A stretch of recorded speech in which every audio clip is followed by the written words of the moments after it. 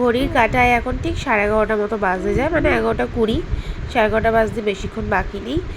আর আমার সকাল সকাল রান্নাটা হয়ে গেছে, কারণ ও যতক্ষণ ঘুমায় রান্না সেরে নিতে হয়। মেশিনে কতগুলো জামাকাপড় ভিজিয়েছি, মানে কাচতে দিয়েছি, এগুলো হয়ে গেলে মেলতে দিয়ে দেবো। আর এদিকে ভাতটাও বসিয়ে দিয়েছি। ও ঘুমাচ্ছে, ঘুমোর থেকে উঠতে উঠতে আমার ভাতটা হয়ে গেলে ওকে তেল মাখাবো। আজকে তো ভাবছি চান টান করাবো না, শুধু স্পঞ্জ করাবো। এই ব্লগটা অনেক দিনের, সেটা আর আমার ব্লগটা ছাড়া হয়নি, কারণ এত কাজের ব্যস্ততায় থাকি না, অনেক ব্লগ করা থাকে জানো, এরকম কাজ আমার জমে থাকে, আর কিছু করা হয় না, মানে এডিট করাই হয় না। তো চলো তাড়াতাড়ি ওকে গা হাত পাটা স্পঞ্জ করিয়ে দিই, মাথাটা ধুয়ে দেবো।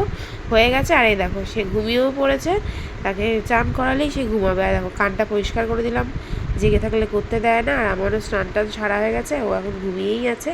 আর বাইরের মেঘ তো এখনও কালো হয়ে আছে। এটা 15 তারিখ, মানে রবিবারের ভিডিও, তাই তোমাদের সাথে শেয়ার করছি, এতদিন করা হয়নি।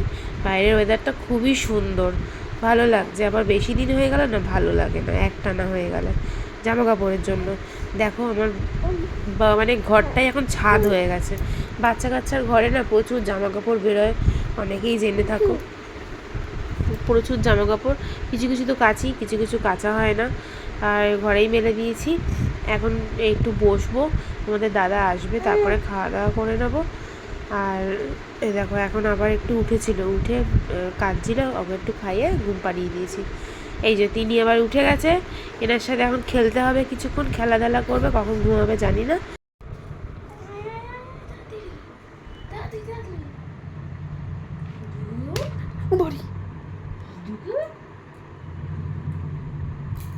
দেখ না আমার এখানে মুড়তে দিচ্ছে, শুকিয়ে গেছে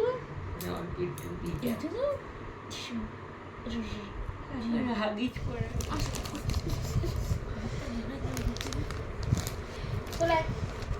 তারপর আমিও একটু চিপস খাচ্ছিলাম, একটা দুটো। কে বসে আছে এটা, কে বসে আছে পিপির কোলে? এই এই এই এই এই এই এই। আর এখানে আমি নিজের জন্য দুটো রুটি করে রেখে দিয়েছি, সে তো নাইট ডিউটি চলে গেছে, আমি এটা খেয়ে শুয়ে পড়বো। তো চলো ব্লগটা এই পর্যন্তই রইলো। ভালো লাগলে আমার পাশে থেকো, আমাকে খুব অনেক অনেক ভালোবাসা দিও, লাইক করো।